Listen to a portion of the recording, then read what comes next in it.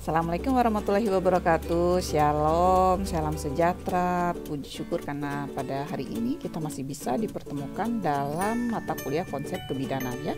Pada mata kuliah konsep kebidanan ini merupakan pertemuan yang ke-9 ya. Pada pertemuan ke-9 ini Ibu ya akan menjelaskan tentang manajemen kebidanan ya, akan menjelaskan tentang manajemen kebidanan dalam praktik kebidanan ya.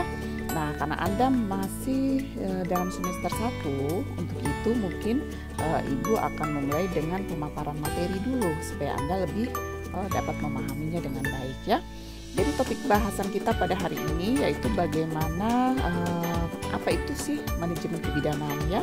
Kemudian teknik dan model pendokumentasian asuhan kebidanan. Kemudian Ibu juga akan menjelaskan tentang ruang lingkup praktek kebidanan serta akan menjelaskan pengorganisasian praktik asuhan kebidanan ya.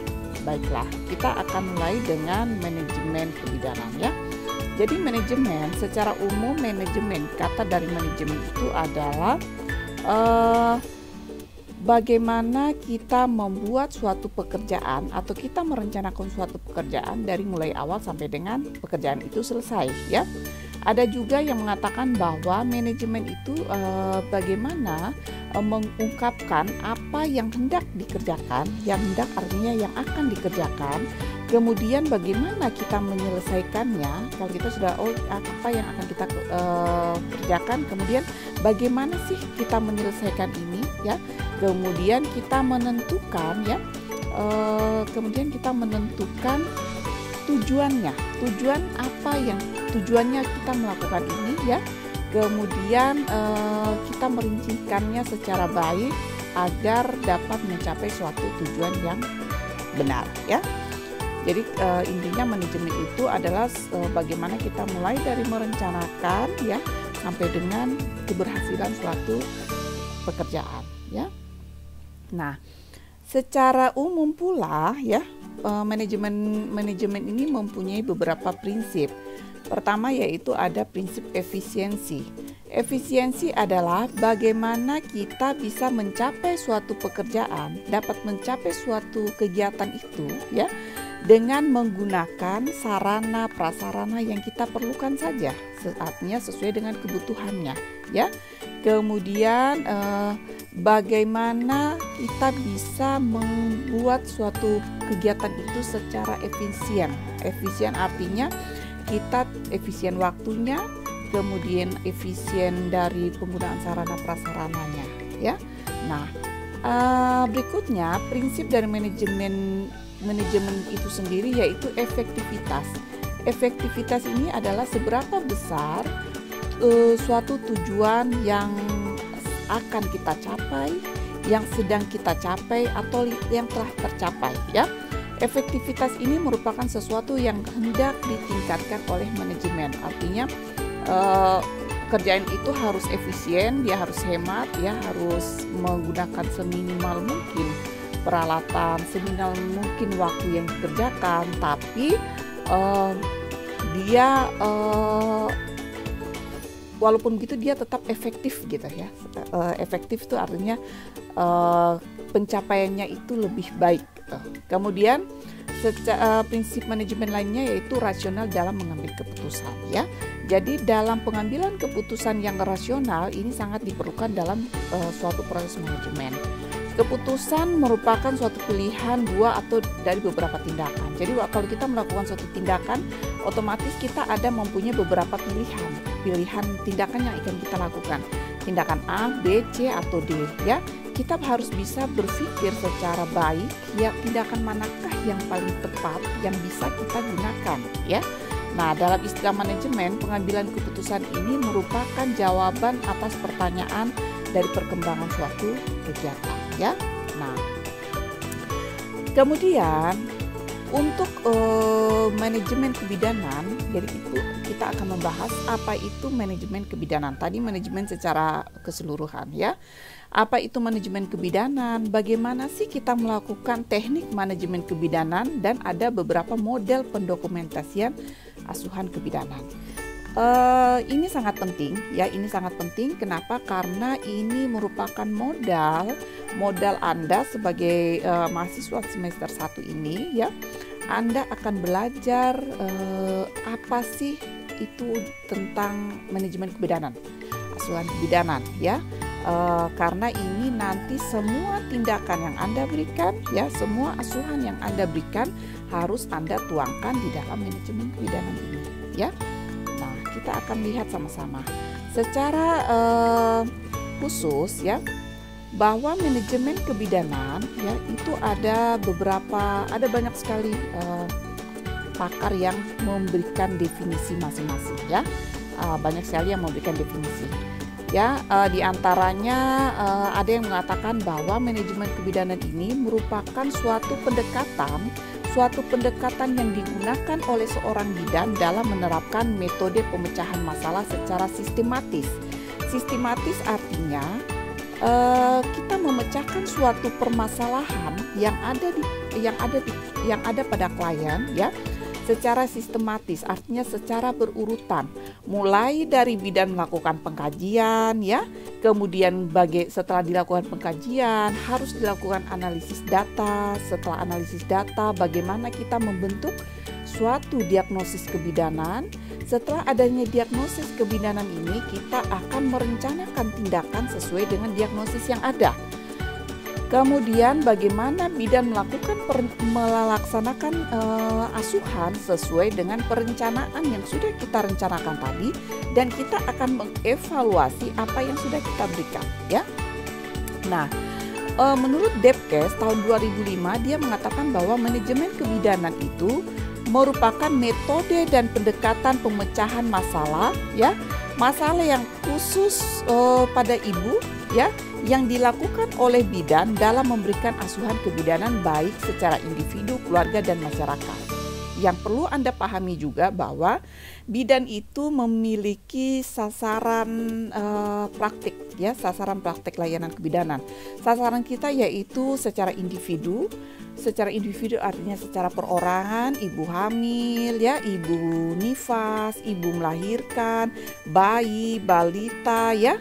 Kemudian bisa juga secara keluarga. Jadi bukan saja kita memberikan asuhan secara individu, tapi juga bisa kita memberikan asuhan kepada keluarga. Ada namanya askep keluarga, ya.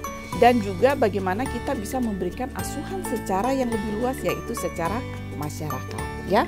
Nah, menurut Helen Farney tahun 1997 ini, dia mengatakan bahwa manajemen kebidanan adalah proses pemecahan masalah.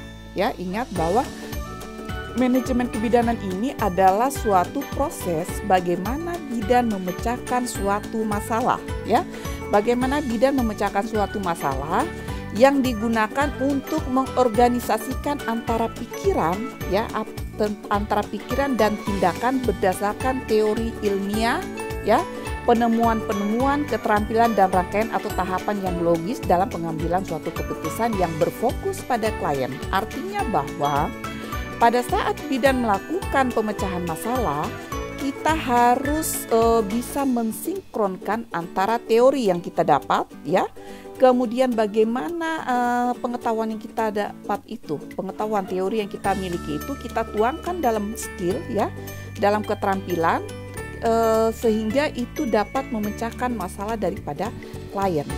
Kenapa demikian? Karena yang dikatakan kompeten bukan saja secara teori atau secara pengetahuannya saja, tetapi juga harus baik secara skillnya, secara keterampilannya. Ya, ini harus sejalan dengan baik.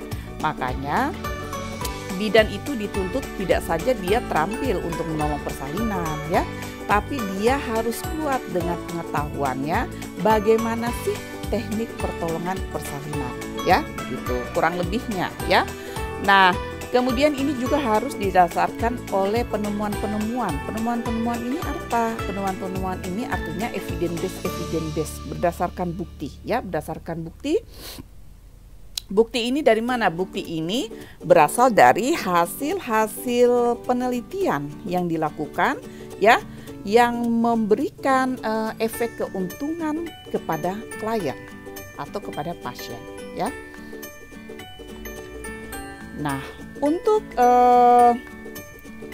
proses manajemen kebidanan, ya tadi kita sudah membahas tentang apa itu manajemen kebidanan. Ya, intinya bahwa manajemen kebidanan adalah bagaimana kita melakukan suatu pemecahan masalah, ya, secara sistematis, mulai dari pengkajian sampai dengan evaluasi berdasarkan pengetahuan dan skill, ya, yang berfokus pada klien. Intinya seperti itu. Nah, dalam proses manajemen kebidanan, ya, sesuai dengan standar yang dikeluarkan oleh American College of Nurse Midwifery, ya, pada tahun 1999 ini, dia mengatakan bahwa proses manajemen kebidanan ini terdiri dari beberapa bagian, dari beberapa tahapan, dari beberapa langkah, ya.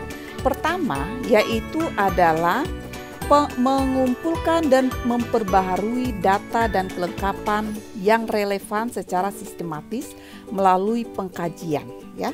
Pertama, secara sistematis yang tadi Ibu bilang bahwa secara sistematis mulai dari pengkajian sampai evaluasi itu adalah kita melakukan pengkajian. Pertama, tahap awal itu bidan harus melakukan pengkajian. Apa itu pengkajian? Pengkajian itu adalah bagaimana kita melakukan pengumpulan data yang kita gali dari klien, ya, atau pasien, ya, dan ini bisa kita menggunakan beberapa metode. Bisa menggunakan metode wawancara, observasi secara langsung, ya, seperti itu. Nah, dalam melakukan pengkajian ini kita harus melakukan pengkajian secara komprehensif, secara keseluruhan, ya. Komprehensif ini artinya secara keseluruhan, bukan saja secara fisik, ya, tapi secara psikologinya, ya. Itu juga kita harus menggali di situ. Bagaimana secara komprehensif ini, ya, tadi yang Ibu katakan bahwa komprehensif terhadap kesehatan setiap klien, ya, termasuk kita mengkaji riwayat kesehatannya, kita melakukan pemeriksaan fisiknya. Kan mungkin Anda sudah belajar tentang pemeriksaan fisik head to toe, ya, pemeriksaan fisik dari ujung rambut sampai ujung kaki, ya, itu mungkin Anda sudah pelajari. Ya, nanti kita tinggal memperdalam saja. Kemudian setelah kita melakukan pengkajian data, kita akan melakukan identifikasi masalah. Dari pengkajian yang sudah kita lakukan itu, apa sih yang menjadi masalah daripada klien ini, ya?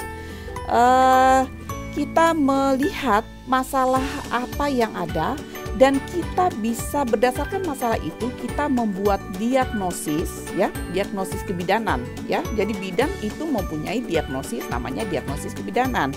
Kalau dokter mempunyai diagnosis namanya diagnosis medis, diagnosis kedokteran, berbeda dengan diagnosis kita. Kita sendiri bidan mempunyai diagnosis kebidanan, ya. Nah, setelah adanya mendapatkan masalah dari hasil pengkajian tadi, kita tanya-tanya tadi, kita dapat ternyata masalahnya A, B, C, D, E, dan F. Kemudian dari masalah ini kita silakan membuat suatu diagnosis, ya, diagnosis masalah kebidanan berdasarkan interpretasi data dasar. Data dasar tadi kan ada data subjektifnya, data objektifnya, ya. Nah, oh ya, Ibu lupa. Nanti kalian silakan mencari, ya, mempelajari sendiri apa sih data subjektif dan data apa itu data objektif. Artinya supaya kalian bisa mengingat, oh ya, ternyata data subjektif adalah ini, data objektif adalah ini, ya. Jadi dalam pengkajian itu ada kita menggali data subjektif dan data objektif, ya. Kemudian setelah itu kita sudah menginterpretasikan data berdasarkan data dasarnya. Kemudian sekarang kita mengidentifikasi kebutuhan apa sih yang dibutuhkan oleh klien ini, ya. Ibu hamil ini saat ini dia membutuhkan apa? Dia membutuhkan asuhan apa, ya. Nah, kebutuhan yang dirasakan berdasarkan masalah itu, otomatis kan ada nih kebutuhan yang harus kita berikan sebagai pelayan pemberi layanan. Kita harus memberikan asuhan berdasarkan kebutuhannya, kebutuhan klien. Tujuannya apa? Tujuannya supaya masalah ini dapat teratasi, ya. Masalah ini dapat teratasi, begitu, ya. Setelah itu kita bisa memberikan informasi, memberikan dukungan kepada klien dalam membuat suatu keputusan yang bertanggung jawab terhadap kesehatannya. Ingat saat ini bahwa salah satu hak pasien adalah dia mengetahui keadaannya. Kita tidak boleh lagi mengatakan misalnya kita habis melakukan pemeriksaan kepada ibu hamil, kemudian letak bayinya sungsang, ibunya tanya, "Sus, bayi saya posisinya bagaimana ya?" Anda menjawab, "Oh, posisinya bagus, posisi kepala dan sebagainya." Padahal sebenarnya letaknya tuh letak bokong, sungsang tuh letak bokong gitu ya. Ini sudah melanggar etika ya. Kenapa? Ibu hamil, klien, pasien itu dia mempunyai hak untuk dia mengetahui keadaannya. Katakanlah yang sebenarnya tentang keadaannya ini dengan menggunakan bahasa ya yang baik dan tidak memberikan kecemasan kepada ibu. Ya, ingat bahwa psikologi yang kurang bagus itu juga dapat mempengaruhi kesehatan fisiknya ya. Nah, setelah kita tadi membuat mengetahui masalah dan sebagainya, silakan Anda merencanakan. Rencanakan asuhan apa yang akan Anda berikan. Rencanakan asuhan ini bersama dengan klien. Ibu, karena ibu bayinya letaknya kurang bagus tadi yang suster bilang hasil pemeriksaan, nanti bidan akan mengajarkan ibu bagaimana teknik supaya posisi bayi ini bisa berputar dan posisi kepalanya di bawah. Itu salah satu asuhan yang mungkin kita bisa berikan ya. Kita rencanakan dulu asuhannya. Asuhan A, B, C, asuhannya misalnya memberikan informasi, kemudian asuhannya memberikan rencana asuhannya direncanakan dulu rencana A, B, C dan D sebagainya ya, bersama dengan klien. Jadi kita melakukan perencanaan ini bersama dengan klien ya.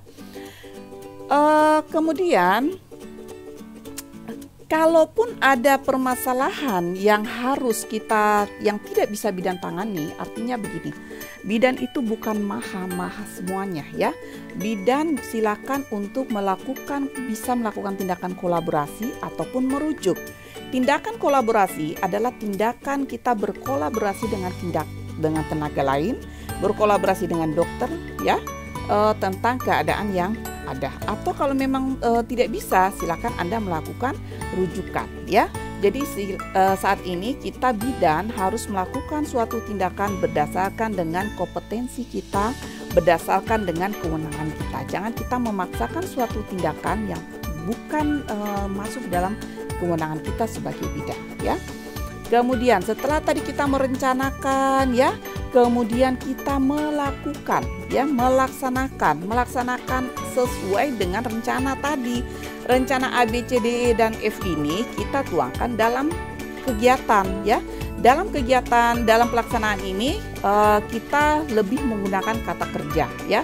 Jadi misalnya tadi dalam merencanakan kita beri informasi terkait keadaan ibu. Tapi di dalam perencanaannya kita sudah menggunakan kata kerja, memberitahu kepada ibu tentang keadaan posisi janinnya, gitu ya. Nah, setelah kita melakukan perencanaan, kita harus melakukan evaluasi. Tadi kan kita sudah sepakat bahwa manajemen kebidanan itu bagaimana kita melakukan pengkajian secara sistematis, mulai dari pengkajian sampai evaluasi. Jadi akhirnya harus ada evaluasi ya. Evaluasi ini tujuannya untuk apa? Untuk kita mengevaluasi dari rencana tadi yang kita sudah buat, kemudian yang kita lakukan, yang manakah yang berhasil dan manakah yang tidak berhasil. Jika ada yang tidak berhasil, silakan Anda membuat perencanaan ulang ya dengan ibu, kapan mau dilakukan ini lagi ya. Tekniknya seperti apa, di mana ya, itu direncanakan lagi, kemudian dilakukan lagi dan dievaluasi kembali ya. Iya. Jadi, untuk manajemen kebidanan ini kita kenal dengan 7 langkah Varney ya. 7 langkah Varney yaitu tahap pertama adalah pengumpulan data dasar ya. Pengumpulan data dasar itu terdiri dari data subjektif dan data objektif. Ibu yakin kalian sudah mencari apa itu data subjektif dan data objektif ya. Jadi data subjektif adalah data yang berasal daripada klien ya. Data yang hasilnya itu dari klien ya, dari pasien. Sedangkan data objektif itu data yang bisa kita gali secara langsung, misalnya melalui pemeriksaan fisik, observasi, ya, inspeksi, penglihatan dan sebagainya. Ya, dalam pengumpulan data dasar nanti kita akan melihat formatnya. Jadi masing-masing kasus itu berbeda formatnya. Misalnya pada kasus kehamilan kita menggunakan format askep kehamilan.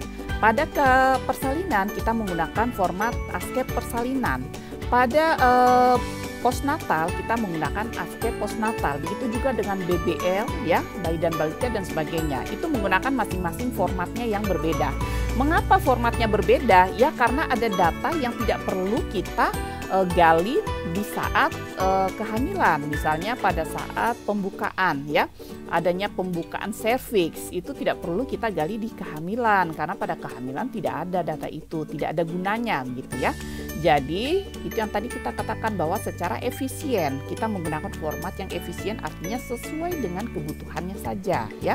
Nah, tahap kedua setelah kita melakukan pengkajian data ya, kita akan lanjutkan dengan menginterpretasikan data dasar. Data dasarnya ini apa saja, data apa saja yang tadi kita dapat itu, kemudian kita interpretasikannya ya. Setelah itu silakan Anda mengidentifikasi permasalahan yang ada. Kemudian Anda silakan untuk membuat satu diagnosis kebidanan. Masalah potensial apakah yang akan terjadi pada kasus ini ya, kemudian tindakan antisipasi dan bagaimana sih kita melakukan tindakan tindakan segera ya. Nah, untuk langkah keempat, jadi untuk 7 langkah Varney ini harus berurutan ya, dia harus berurutan, tidak bisa urutan 1 kemudian 3 ke 5, tidak bisa ya, tetap dari 1, 2, 3 dan seterusnya. Jadi ini perlu Anda pahami ya, bahwa tahap pertama adalah pengumpulan data, tahap kedua adalah interpretasi data dasar ya, tahap ketiga adalah identifikasi, kemudian diagnosis masalah potensial ya, diagnosis apa, kemudian masalah potensial apa yang mungkin ada, dan tindakan antisipasi serta penanganannya ya. Pada tahap keempat yaitu kita menetapkan kebutuhan tindakan segera. Berdasarkan identifikasi masalah itu, apa sih kebutuhan segera yang harus kita berikan kepada ibu itu? Tindakan segera artinya bahwa tindakan itu harus segera diberikan. Jikalau tidak diberikan ya akan berakibat fatal kepada klien ya, akan berakibat fatal kepada klien. Nah, untuk menetapkan kebutuhan tindakan segera ini bisa tadi secara kolaborasi ataupun secara rujukan ya.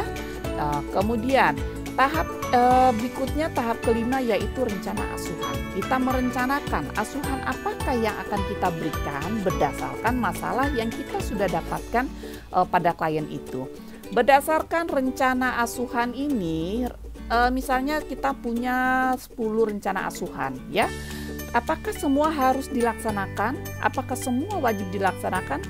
Nah itu dia, makanya kita harus merencanakan dengan baik waktunya, kapan, di mana, libatkan klien ya agar rencana ini bisa berjalan dengan baik ya, sehingga kita bisa artinya klien juga tahu oh ya saat ini dia mau dilakukan apa gitu ya. Nah dalam pelaksanaan tidak semua perencanaan itu bisa kita laksanakan. Misalnya pada saat kita mau melaksanakan, kliennya tidur atau dia tidak bersedia, kan tadi kita tidak mengikut sertakan dia dalam perencanaan itu ya. Nah, setelah kita melaksanakan, kita melakukan evaluasi. Tadi sudah Ibu katakan bahwa evaluasi ini bertujuan untuk kita melihat tindakan yang kita sudah berikan ini berhasil atau tidak ya. Nah, ini adalah pengumpulan data dasar. Data yang dibutuhkan dalam pengumpulan data dasar ini adalah data subjektif dan data objektif ya. Ini adalah contoh ya. Contoh pengumpulan data ya. Pengumpulan data ini pertama Anda harus awali dengan ini contoh askep kehamilan ya, contoh askep kehamilan. Kunjungan pertama ibu ini ya dituliskan. Misalnya ini adalah kunjungan pertamanya, usia kehamilannya 14 minggu. Tanggal pengkajiannya harus ditulis dengan jelas ya, kapan Anda melakukan pengkajian ini. Oh, tanggal 7 bulan 8 2019 ya. Pengkajinya siapa? Tulis nama Anda secara jelas ya. Arlince Vivian Tahrin misalnya ya. Nah, kemudian di mana Anda melakukan pengkajian ini? Saya melakukan pengkajian ini di ruang KIA Puskesmas Marian. Tuliskan, jangan Anda melakukan pengkajian di Puskesmas Sorong Barat, kemudian Anda menuliskan di Rumah Sakit Ciledes Solo, ya tidak boleh. Kenapa? Nanti akan berimbas semua ke belakang ya, akan ketahuan. Kemudian kapan Anda melakukan pengkajian ini? Jamnya Anda tulis. Bidan itu wajib punya jam tangan ya. Bidan wajib punya jam tangan yang ada detiknya. Kenapa? Supaya kita bisa mengukur nafasan, kita bisa mengukur nadi ya pada saat kita melakukan asuhan. Nah, di identifikasi data dasar ini salah satunya data subjektif tadi ya, ada identitas, kemudian ada status kesehatan ya, ini kunjungan keberapa, kena alasan kunjungan ibu ya, kemudian keluhan apa sih yang ibu rasakan, riwayat menstruasinya, kapan ibu haid, siklus haidnya berapa hari, berapa banyaknya, dan pada haid itu ada rasa sakit atau tidak ya.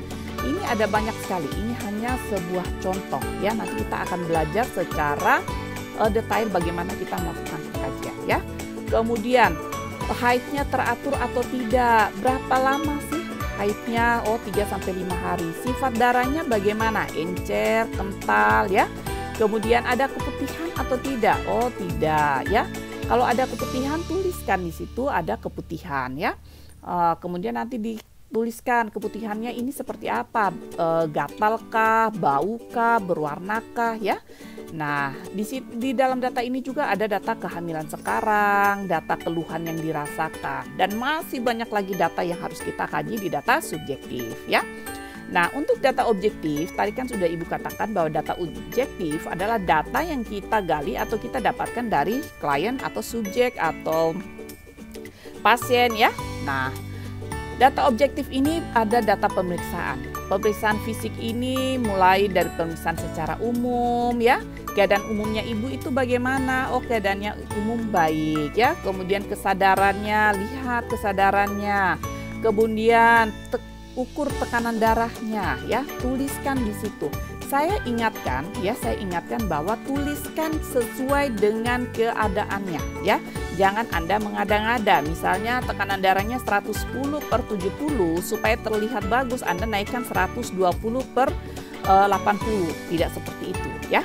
Tuliskan sesuai dengan yang Anda dapatkan. Jangan kemudian yang kedua, jangan menuliskan yang tidak Anda lakukan. Misalnya Anda tidak melakukan pengukuran suhu, strap tulis saja tidak dilakukan pengukuran suhu ya. Jangan Anda membuat kasus yang tipu-tipu ya, tidak boleh tipu-tipu. Kemudian IMT, nanti kalian akan belajar bagaimana sih kita mengukur indeks massa tubuh ya. Kemudian pemeriksaan dari keseluruhan, mulai dari kepala, leher, dada ya, perut, kemudian kemaluan dan sebagainya. Jadi nanti kita akan melakukan pemeriksaan secara head to toe dari kepala sampai ujung rambut ya. Nah, itu hasilnya Anda masukkan di dalam format. Jadi formatnya ini sebenarnya sudah ada, tinggal Anda melakukan dan Anda mengisi ya.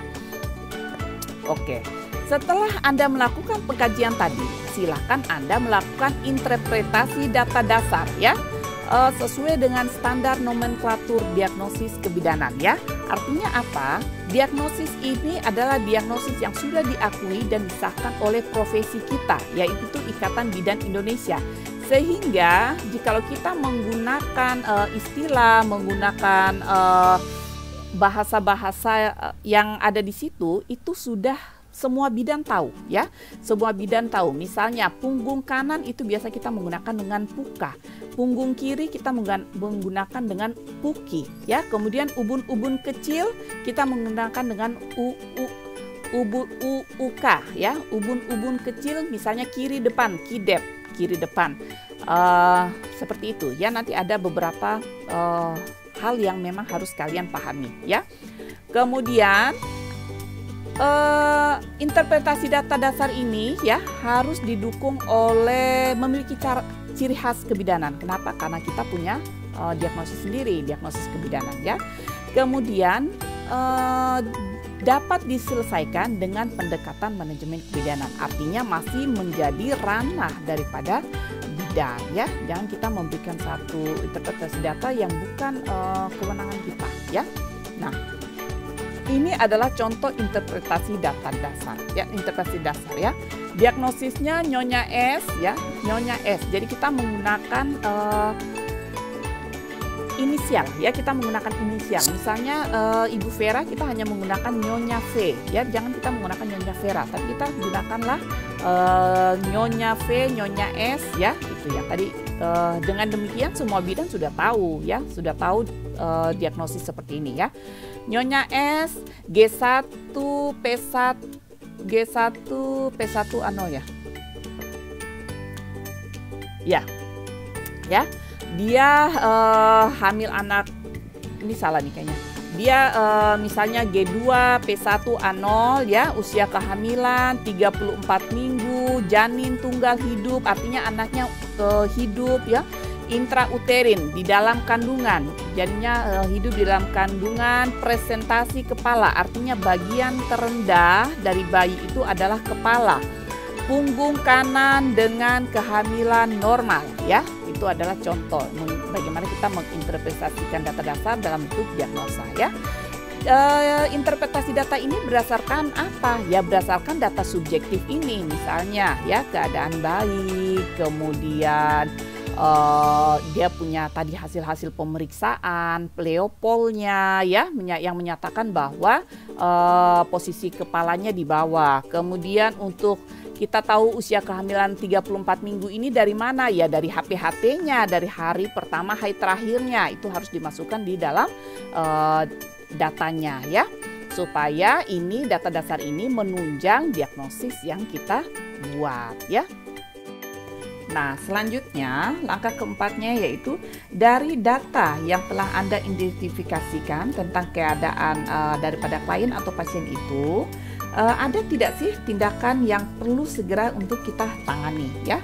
Tindakan apa yang perlu segera kita tangani? Tindakan yang perlu kita tangani ini bisa kita lakukan tindakan secara mandiri atau kita konsultasikan dengan dokter, kita mengkolaborasikan atau kita berkolaborasi dengan tim kesehatan lain, misalnya gizi, ibu hamil dengan kek ya, kekurangan energi protein. Bagaimana sih kita melakukan kolaborasi dengan gizi, kemudian mungkin ibunya perlu pemeriksaan lab secara lanjut, boleh dengan analis ya, dan sebagainya. Ini adalah jadi bidan tadi yang saya katakan, bidan itu bisa melakukan tindakan secara mandiri, bisa melakukan tindakan secara kolaboratif, dan kalau memang kita sudah melakukan itu, kita boleh melakukan rujukan ya. Jadi lakukanlah tindakan sesuai dengan kewenangan Anda ya. Nah, selanjutnya adalah kalian silakan untuk melakukan rencana asuhan. Dari masalah yang ada, yang sudah kalian identifikasi masalah itu, apa sih rencana asuhan yang ingin Anda lakukan? Perencanaan asuhan, misalnya pada tanggal 7 Agustus 2019 jam 9.30, ini adalah Anda ingin melakukan misalnya beritahu ibu hasil pemeriksaan. Untuk perencanaan itu dia masih belum menggunakan kata kerja ya. Nah, di sini observasi keadaan umum dan tanda-tanda vital ibu misalnya. Kemudian beritahu ibu tentang tentang persiapan persalinan ya, atau beritahu ibu untuk istirahat yang cukup dan tetap jaga pola nutrisi ya. Jadi kita belum menggunakan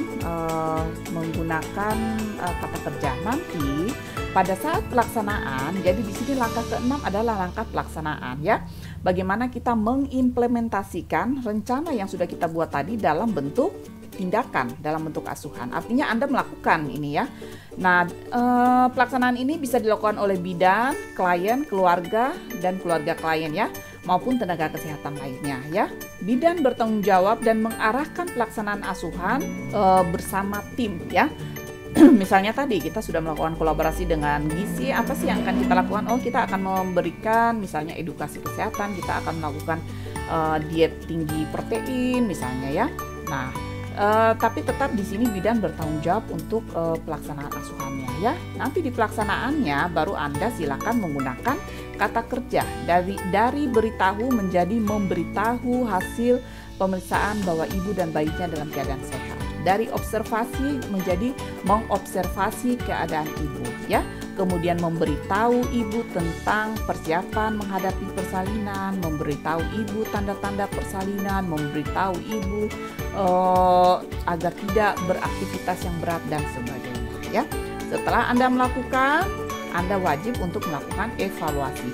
Evaluasi ini ya kita lihat apakah dari yang 7 rencana yang kita lakukan itu, apakah 7 itu kita sudah mengimplementasikan dengan baik ya. Kalau 7 kita lakukan, kemudian dari 7 itu kita lihat apakah semuanya berhasil ya, atau ada yang masih perlu dilihat lagi kembali ya. Kalau ada yang belum berhasil, silakan untuk dilakukan perencanaan selanjutnya. Oke. Berikutnya adalah ruang lingkup praktek kebidanan. Jadi bidan dalam melakukan asuhan kebidanan itu kita mempunyai ruang lingkup ya.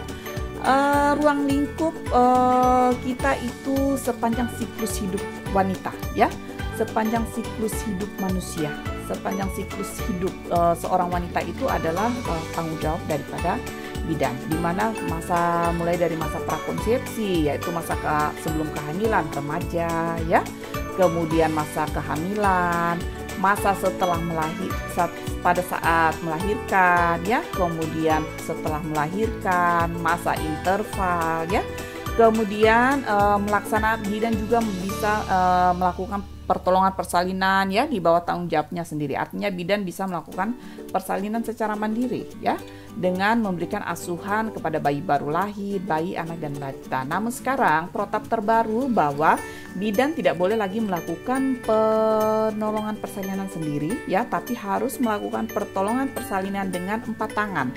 Dengan 4 tangan artinya apa? Bahwa bidan harus punya 1 teman ya. Jadi 1 ibu ditangani oleh 2 bidan. Mengapa demikian? Supaya yang 1 bisa lihat ibunya, 1 bisa lihat bayinya. Kalau 1 lihat ibunya, 1 bisa bantu pasang infus, bisa ukur tekanan darah, dan bisa membantu observasi yang lainnya ya. Ingat, saat ini sudah tidak boleh sendiri, tapi bidan menolong persalinan dengan 4 tangan. Kemudian meliputi ya, jadi tadi sasaran kita itu meliputi tindakan pemeliharaan, tindakan pencegahan, deteksi dini ya, intervensi, rujukan, dan rujukan pada kasus-kasus kegawat daruratan, risiko tinggi, dan lain-lain pada ibu dan bayi ya. Sasaran pelayanan kebidanan itu apa ya? Tadi sudah saya katakan bahwa sasaran kita yaitu bisa secara individu, keluarga, dan masyarakat ya, dalam upaya untuk peningkatan, pencegahan, dan penyembuhan serta pemulihan daripada klien kita ya. Nah, menurut Keputusan Menteri Kesehatan nomor 900 tahun 2002, di sini pelayanan asuhan kebidanan pada perempuan ini dimulai dari usia pada pranikah tadi remaja ya, anak remaja. Kemudian prakehamilan, artinya sebelum hamil ya. Kemudian selama hamil, persalinan, nifas, menyusui, interval antara masa kehamilan, artinya masa sebelum hamil ke hamil begitu ya. Kemudian pada masa menopause, di mana ibu seorang perempuan sudah tidak mendapatkan haid ya. Termasuk di dalamnya yaitu bayi baru lahir, bayi dan balita ya. Nah, apa saja yang bisa kita berikan? Kita bisa memberikan pelayanan KB ya. Kemudian kita bisa melakukan pelayanan kesehatan reproduksi ya, pelayanan persalinan ya, ANC, INC, PNC, dan sebagainya ya. Oke, kemudian bagaimana sih kita melakukan pengorganisasian praktek asuhan kebidanan? Ya, jadi pengorganisasian praktek kebidanan ini bisa secara mandiri, kolaborasi, maupun rujukan. Kalau secara mandiri, yaitu bidan ini dapat memberikan pelayanan layanan kebidanan primer yang dilakukan oleh seorang bidan dengan sepenuh hati untuk menjadi tanggung jawabnya. Artinya tadi kita bisa membuka satu praktek mandiri bidan, ya kita boleh. Yang penting kita mempunyai STR dan kita dirasa sudah kompeten, ya, dengan memenuhi beberapa persyaratan. Kemudian bagaimana sih secara kolaborasi, yaitu layanan yang dilakukan oleh bidan dalam satu tim, ya. Tim ini satu tim dengan berbagai macam profesi. Ada di situ gizi, analis, dokter, ya, di situ dengan satu tujuan yang sama, yaitu untuk berfokus kepada klien untuk mengatasi masalah yang ada, ya. Kemudian secara rujukan, artinya layanan yang dilakukan ini tidak menjadi satu lagi kewenangan atau kompetensi daripada bidan, ya, sehingga kita perlu untuk melakukan rujukan ke tingkat yang lebih tinggi, ya. Artinya ini sudah tidak bisa kita tangani di bidang di puskesmas mungkin, ya, atau di tingkat BPN, sehingga kita harus melakukan rujukan ke puskesmas dan rumah sakit, gitu ya. Nah, sampai di sini Ibu harap kalian bisa memahami dengan baik, ya. Sampai di sini Ibu harap kalian bisa memahami dengan baik, sehingga kalian nanti pada saat Ibu masuk, kalian sudah mempunyai pertanyaan-pertanyaan terkait yang sudah Ibu jelaskan, ya. Untuk itu Ibu mohon kalian untuk menyimak secara baik apa yang sudah Ibu jelaskan mulai dari slide pertama sampai slide terakhir. Pada saat nanti kita tatap maya, kita akan bertemu, kalian silakan bertanya yang belum kalian pahami, ya, yang belum kalian pahami. Sampai di sini cukup jelas, ya? Oke, baik. Ibu rasa cukup jelas. Tugas Anda, ya, untuk tugas kolaboratif, ya, pelajari kembali PPT, ya, dan audio visual yang sudah Ibu bagikan, yang menjelaskan tentang apa itu manajemen kebidanan, model pendokumentasian, ya, tadi kan sudah dijelaskan bagaimana pengorganisasiannya, ya, teknik dalam melakukan pendokumentasian dan sebagainya, ya. Nah, kemudian nanti Anda akan Ibu bagikan satu format, ya, kita akan belajar untuk bagaimana kita melakukan pengkajian. Kita belajar dulu pengkajian dulu, ya. Nanti ada format yang Ibu bagi dan juga kasus yang akan kasus, ataupun nanti mungkin kita lebih ke praktek. Jadi nanti kalian silakan mengkaji teman, ya, mencari teman kemudian mengkaji teman, ya. Kita akan belajar dulu tentang bagaimana kita melakukan pengkajian itu, ya. Nah, terus kemudian penugasan selanjutnya, ya. Penugasan selanjutnya yaitu silakan Anda mencari anggota keluarga atau mencari sanak saudara, tetangga, ya, yang mempunyai masalah sepanjang siklus hidup wanita. Artinya begini, bukan masalah apa, ya, maksudnya Ibu yang ada hamil misalnya, atau habis bersalin, masa nifas, lagi menyusui mungkin, ya, bayi baru lahir, balita, ya, silakan Anda cari. Kemudian nanti Anda silakan melakukan pengkajian sesuai dengan format, ya. Nanti Ibu akan membagikan beberapa contoh format. Jadi kalau yang dapat kehamilan silakan menggunakan format kehamilan. Kalau yang keluarga berencana silakan melakukan format keluarga berencana. Khusus di kalian pengkajian dulu. Nanti setelah pengkajian baru nanti kita akan belajar bersama-sama bagaimana Anda mulai menginterpretasi data dasar sampai dengan evaluasi, ya. Silakan Anda lakukan dalam bentuk tuangkan dalam bentuk ASCII, ya. ASCII itu asuhan kebidanan, ya. Format asuhan kebidanan. Oke, jika ada hal yang kurang dimengerti, Ibu rasa nanti pada saat kita bertemu baru Anda bisa bertanya. Sekian dari saya. Wassalamualaikum warahmatullahi wabarakatuh. Shalom, selamat sore, Om Swastiastu, dan selamat belajar, ya.